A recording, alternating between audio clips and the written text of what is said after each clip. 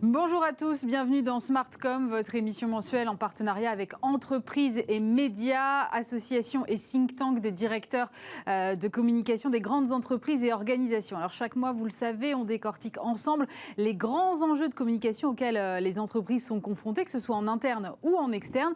Et ce mois-ci, je vous propose de nous intéresser à la marque employeur. Toutes les entreprises en parlent, mais quelle réalité se cache vraiment derrière cette appellation? Est-ce que c'est juste une communication marketing ou au contraire, est-ce que ça a vraiment du sens aujourd'hui pour les entreprises? Quelles sont les actions concrètes qu'elles mettent en place au service de cette marque employeur? Comment est-ce que tout cela s'articule finalement entre les services com et les services RH? On en parle tout de suite dans Smartcom. Pour parler de ce sujet, j'accueille Florence Paris. Bonjour. Bonjour. Vous êtes directrice de la marque et de la communication de Sodexo France. À vos côtés, Jean-François Rimoux. Bonjour. Bonjour. Directeur de la communication et de la RSE de Clésia, et Albert Asseraf. Bonjour. Bonjour. Vous êtes directeur général de la communication et des nouveaux usages de JC Deco. Moi, j'ai une première question. Il n'y a pas longtemps, il se trouve que j'ai discuté avec une directrice de la communication d'une grosse entreprise. Et elle m'a dit non, mais la marque employeur, ça n'existe pas vraiment. En fait, ça n'est que du marketing. La marque, c'est la marque. Un point, c'est tout. Moi, je voulais savoir ce que vous en pensiez, Jean-François Rimoux. Aujourd'hui, peut-être que l'équilibre des forces a un peu changé et les entreprises doivent se vendre aussi, en tout cas à leurs futurs salariés, doivent prouver certaines choses. Et donc, pour vendre quelque chose, il vaut mieux avoir une marque. Et je pense que la marque employeur, dans ce cas-là, a plutôt de l'intérêt. Mais c'est intéressant ce que vous dites. En fait, au lieu de vendre simplement ses produits, ce que faisait a priori une marque dans un passé assez récent, aujourd'hui, Florence, elle doit aussi se vendre elle-même en tant qu'entreprise. Tout à fait, et elle doit surtout respecter les valeurs qu'elle déclare et le faire vivre à ses salariés. Et ça, c'est très important. Ça ne peut pas être que du déclaratif, ça doit être des choses que l'on doit faire vivre à l'intérieur de l'entreprise et le faire savoir à l'extérieur pour pouvoir recruter aujourd'hui. Et les jeunes générations sont très sensibles à ça. Comment on définit alors une marque employeur quand on est une entreprise comme JC Deco, par exemple ? Ça fait le lien avec votre question précédente finalement, puisque quelle que soit la marque que vous allez citer, les gens vont toujours lui attribuer un certain nombre de valeurs autour de l'environnement, autour du prix, autour de la qualité, autour de nombreux items. Et donc il y a à la fois les produits qui sont ceux de l'entreprise ou les services, et puis il y a, quand on est un potentiel candidat, les valeurs qu'on va projeter vers une marque donnée, et il faut que ces valeurs donnent envie de rejoindre une entreprise sur un certain nombre de critères dont on voit qu'ils sont en train de changer radicalement. Et donc je pense que la marque employeur, c'est ça, c'est tenir compte de cette évolution de la société en pleine réalité avec ce que fait l'entreprise, mais le faire savoir aux candidats et aux candidates potentielles. Comment, par exemple, vous définiriez la marque employeur de Clésia, Jean-François Rimoux? Qu'est-ce qui la caractérise? Alors, ce qui la caractérise déjà, c'est son métier. Je ne sais pas si vous rêviez d'être assureur quand vous étiez petit, vers 15-16 ans, mais c'est rarement le cas. On a une culture en France. Je vous rappelle que celui dans Astérix et Obélix qui se retrouve enchaîné à un arbre à la fin, c'est Assurance Touriste. Voilà, donc chez Clésia et généralement chez les assureurs, l'attractivité des métiers a toujours été un sujet.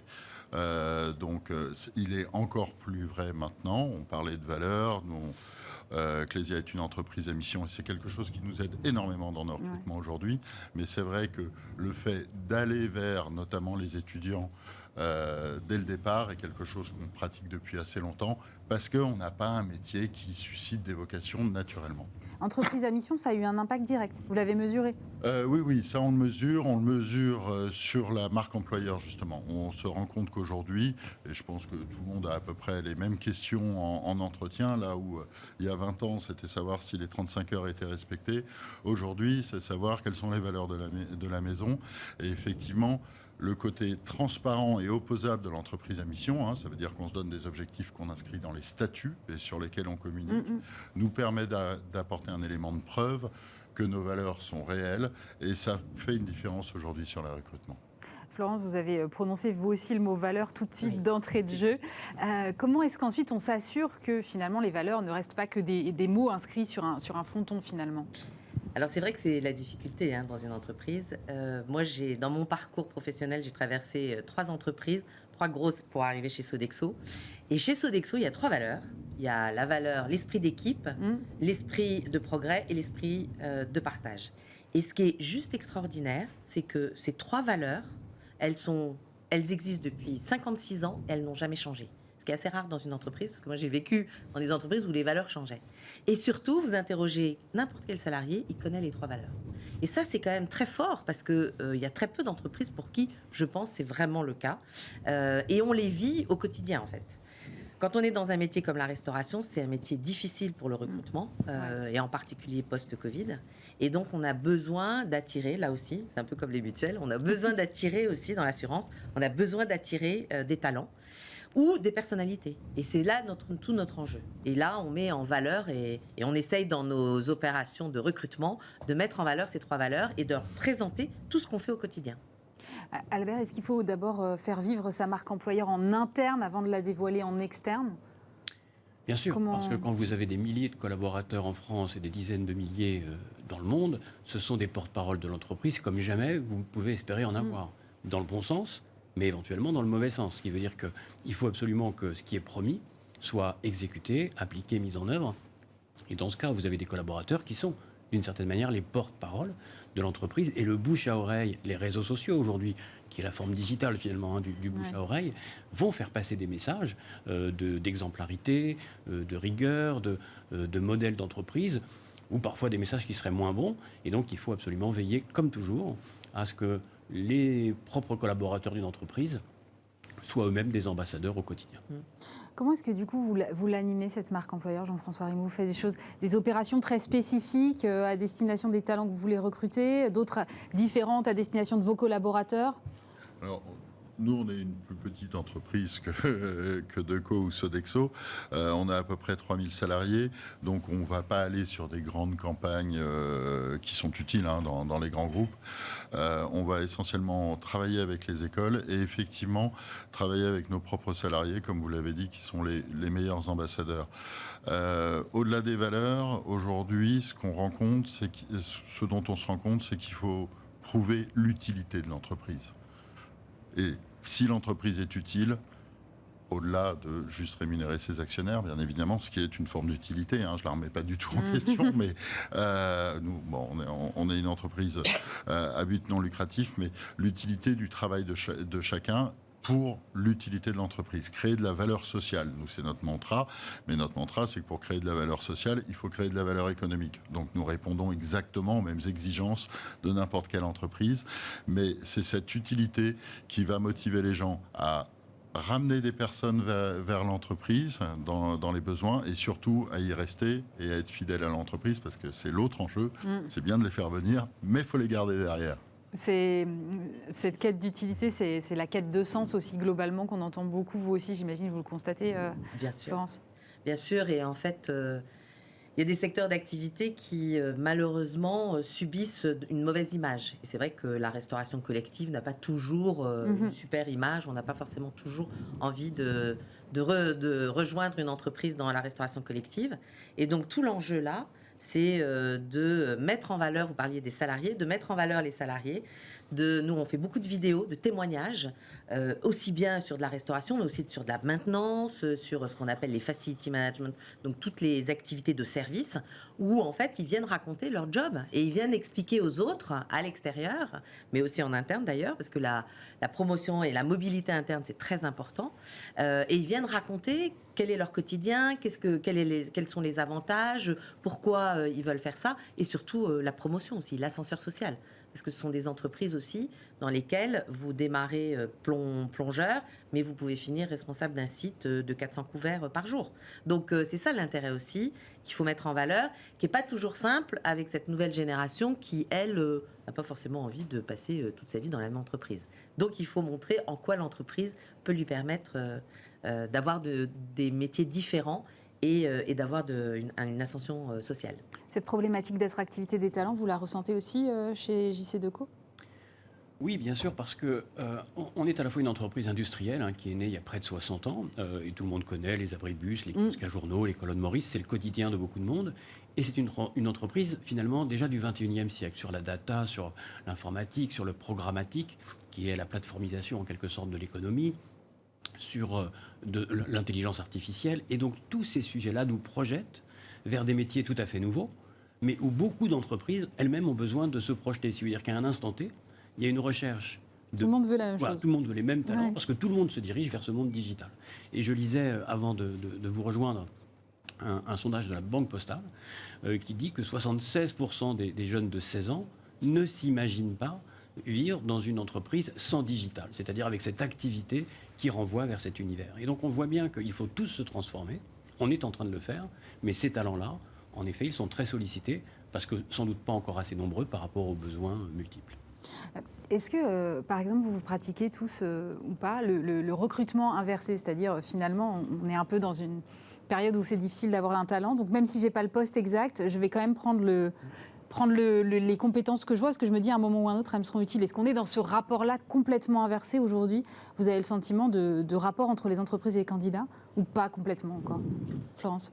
On n'a pas complètement tout renversé, c'est-à-dire que aujourd'hui, on est obligé de créer des viviers, donc on est quand même là-dessus, des viviers dans certaines régions de France parce qu'on a une pénurie et que tous les jours, on a des besoins que l'on ne peut pas, auxquels on ne peut pas répondre, en particulier dans les maisons de retraite, mais aussi à l'école, quand il y a une épidémie de Covid, il faut bien que les gens soient là. Donc oui, on a créé des viviers, donc des gens qui sont là que pour ça en fait. Et ils ne savent pas le lendemain dans quel segment d'activité, c'est-à-dire est-ce qu'ils vont être dans une maison de retraite, est-ce qu'ils vont être en école, est-ce qu'ils vont être en restauration d'entreprise. Ils ne le savent pas, mais ils sont là et c'est notre vivier et ils nous permettent comme ça de pouvoir gérer au quotidien les demandes de personnel. Donc ça, c'est une partie qui existe. Après, il est très clair qu'aujourd'hui, ce que l'on a découvert récemment quand même chez Sodexo, c'est que l'objectif maintenant, c'est de recruter des personnalités, recruter des gens pour toutes les qualités qu'ils vont avoir. Des qualités plutôt humaines alors. Exactement. Et qu'on va les former, nous, en interne, et on va leur proposer plusieurs jobs, qui peuvent être des jobs différents, pas forcément ceux pourquoi ils sont recrutés au départ, pour pouvoir gérer en fait cette fluctuation de recrutement.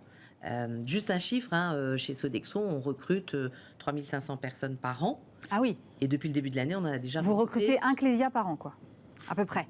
On peut prendre cet exemple, tout à fait. Et en fait, on a, depuis le mois de septembre, puisque nous, on a une année qui commence en septembre, depuis le mois de septembre, on a déjà recruté 2800 personnes. Ah oui.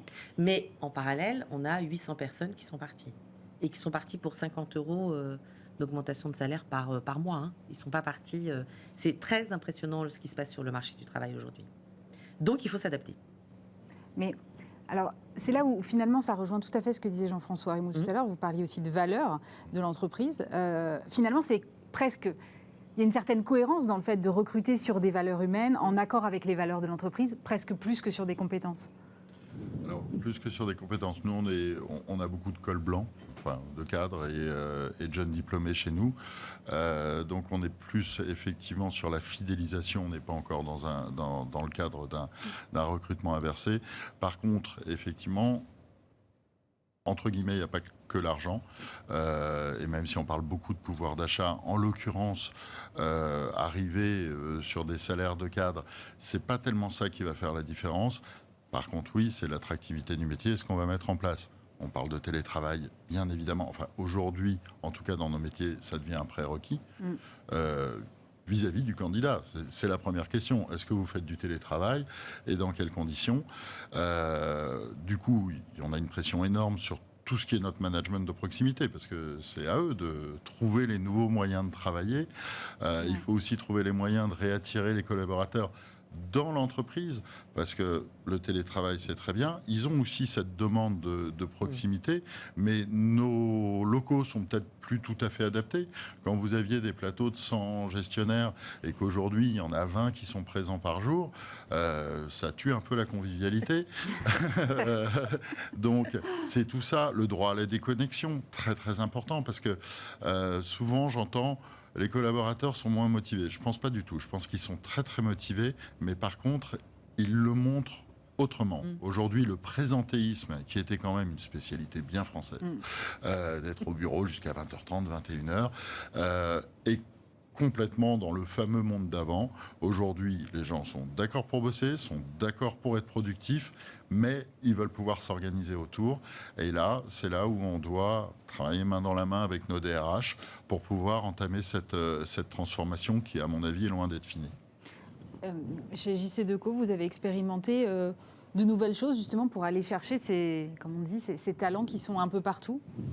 Il a fallu expérimenter comme jamais on ne l'a fait, puisque on a dû pour la première fois, là encore dans l'histoire de l'entreprise, faire notre propre campagne de recrutement sur nos mobiliers, il y a quelques semaines seulement, en février, sur 7500 abribus en France. Ouais. On a lancé une grande campagne pour expliquer qui nous étions et quel type de profil nous recherchions autour de ces métiers nouveaux. Et donc c'est tout à fait inédit pour nous que de voir la marque JC Deco sur nos mobiliers pour recruter montre bien. En même temps, vous avez un sacré outil pour faire la différence, parce que quand vous affichez sur votre propre mobilier urbain, on ne peut pas passer à côté. Exactement. Donc d'ailleurs, ça a donné d'excellents résultats, puisque nous avons eu beaucoup de remontées, de CV, de questions, et donc c'était l'objectif.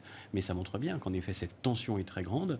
Et parallèlement au recrutement, et c'est vrai que c'est moins un problème, je pense, de motivation que de mobilisation. Parce que à la fois le télétravail et le chômage partiel ont fait que cette parenthèse sanitaire de près de 2 ans, dont on espère qu'elle est derrière nous, a quand même un peu démobilisé, dès lors qu'on était habitué à travailler en collectif tous les jours et d'avoir un certain nombre d'échanges informels qu'on n'a plus. On n'appelle jamais de manière tout à fait impromptue quelqu'un sur Zoom ou sur Teams. Ce qu'on fait en effet dans les bureaux, dans les couloirs. Et donc ça a modifié le rapport au travail. Et donc je pense que les jeunes ont quand même intégré ça et ils ont des exigences nouvelles vis-à-vis de leurs futurs employeurs. Exigences nouvelles auxquelles vous faites face aussi, j'imagine, Florence, sauf qu'à la différence de ces messieurs, chez vous, on ne peut pas faire la plonge en télétravail. C'est ça. Donc nous, on a 35 000 personnes en France et vous avez 10 000 personnes qui ont une adresse connectée professionnelle. Donc c'est juste pour vous dire que en fait, tout se passe sur les sites et sur les sites de nos clients. Il y a 7 000 sites en France où on est présent. Ouais. Donc en fait, on a une double difficulté, c'est que le salarié qui est sur un site peut imaginer qu'il est plus un salarié de Sanofi ou de Clésia qu'un salarié de Sodexo. Donc on a vraiment une fierté d'appartenance qu'il faut développer. Et ça, c'est pas simple. Et donc il faut leur apporter d'autres sécurités d'emploi pour pouvoir les attirer. Alors, cette année, on a fait quelque chose qu'on n'avait jamais fait jusqu'à maintenant. On a fait une très grosse négociation d'augmentation de salaire, une des plus grosses du marché, puisque on a augmenté tous les salaires des employés de 5%. Et donc, c'est quelque chose d'inédit. Mais on l'a fait d'abord pour remercier aussi tous les salariés présents dans l'entreprise qui, pendant la crise, vous savez, tous les métiers de service, en fait, ont été mis en lumière pendant cette crise du Covid parce que on était sur le front, on était là. Les restaurants d'entreprise qui fermaient, le personnel des restaurants d'entreprise partait aussi dans les hôpitaux, dans les EHPAD. Les écoles sont restées ouvertes la majorité du temps en France, donc nos équipes étaient là. Et c'est vrai que c'était pas facile non plus, et en particulier dans le premier confinement, de leur assurer une sécurité totale. Vous vous souvenez, on ne savait pas grand-chose. Ouais. Mais il fallait, nous, en tant qu'entreprise, donner des masques. On en a même donné aux professionnels de santé parce que nous, on avait réussi à en avoir. Donc voilà, et on avait des stocks. Donc voilà, tout ça pour dire que oui, il faut aussi savoir, à un moment donné, se poser et remercier ces salariés pour ce qu'ils ont fait, mais aussi pour les garder, puisqu'on est sur un marché qui, dans la restauration, qu'elle soit collective ou hors domicile, comme l'on dit, dans les restaurants, on a perdu quand même 150 à 200 000 personnes post-Covid, qui sont parties faire autre chose. Donc, il faut les recruter. Il faut aller chercher et il faut attirer. On discute depuis une vingtaine de minutes là maintenant, et en fait, je me dis, vous pourriez tout à fait être des DRH et on aurait à peu près la même conversation. C'est un peu Alors, ce qu'on peut se dire. Comment est-ce que vous travaillez, Jean-François, par exemple, avec vos services RH, ou où est-ce qu'on met la frontière entre la com et la RH? Oh, la frontière est très floue. On en parle. Alors, avec mon DRH, j'ai la chance de travailler la main dans la main, vraiment. Il nous apporte toute sa technicité. Parce que tout ça, ce sont des problématiques importantes, un discours et un rituel, j'allais dire, de CSE qui est très technique et très précis. Et on essaye de les nourrir avec tous les retours qu'on a en communication interne, bien évidemment les baromètres que l'on fait en interne, et puis essayer aussi de surfer, entre guillemets, sur cette vague. La pandémie a été un choc terrible pour tout le monde. Du jour au lendemain, il n'y avait plus de livres écrits. On a dû réinventer toutes nos boîtes de zéro, réussir à équiper, pour ce qui est notre cas, l'ensemble de nos salariés en PC portable en moins de 3 semaines pour qu'ils puissent continuer à faire leur boulot et avoir, ou en téléphone en 3 jours pour tout ce qui est la relation client. Et, nulle part, il y avait un petit bouquin pour nous dire comment faire. Donc, et l'entreprise et l'ensemble des salariés a été très fiers de ça. Toutes les enquêtes qu'on a fait en interne, donc le prouvent. Mais à nous de s'assurer que ça continue. Et c'est vrai que la RH dans l'entreprise est fondamentale et doit marcher main dans la main avec la com interne parce que c'est la source de dialogue en fait entre les deux. Or, CSE et organes beaucoup plus structurés, on va dire. Chez JCDecaux, comment est-ce que ça fonctionne, Albert Asséraf? Là aussi, vous êtes main dans la main avec la DRH ou le DRH? Oui, bien sûr, mais avec des fonctions quand même assez différentes, puisque d'un côté, il y a le faire, c'est-à-dire la plateforme, par exemple, d'accueil pour les nouveaux collaborateurs qui, avant même qu'ils ne rejoignent l'entreprise, peuvent s'y connecter pour mieux connaître la culture de l'entreprise, développer un programme d'intégration pendant les premières semaines avec tous les dirigeants de l'entreprise, développer des programmes de formation au quotidien. Ça, c'est le rôle de la DRH. C'est le faire, et nous, c'est le faire savoir, c'est-à-dire faire connaître au plus grand nombre ces initiatives, tant dans l'entreprise, pour motiver, pour fidéliser, pour faire connaître les plans de carrière. Et puis à l'extérieur, le faire savoir, c'est la meilleure manière de recruter, dès lors que des candidats potentiels sauront qu'une entreprise comme la nôtre a ses programmes, a ses perspectives pour leur avenir. Et donc c'est une complémentarité avec une intersection, celle qu'on a évoquée ici pendant une dizaine de minutes ensemble. Mais après, il y a des tâches quand même bien identifiées entre les uns et les autres, ce qui va rassurer nos 3 DRH, je pense. Florence, vous partagez cette analyse? Complètement. Ça ne va pas se rejoindre à un moment comme interne et non. DRH? Alors, il y a, dans certaines entreprises, vous avez la communication interne qui est rattachée au DRH, ça existe encore. C'est pas le cas chez Sodexo. Par contre, on travaille vraiment main dans la main et surtout, on met en place des projets où chacun apporte son expertise. Je vous donne un exemple tout frais. Samedi, on a organisé un grand forum de l'emploi. Et en fait, la RH a apporté tout le contenu et tout leur savoir-faire, puisqu'on a montré ce qu'on faisait en cuisine, etc. On a fait des recettes de cuisine, etc.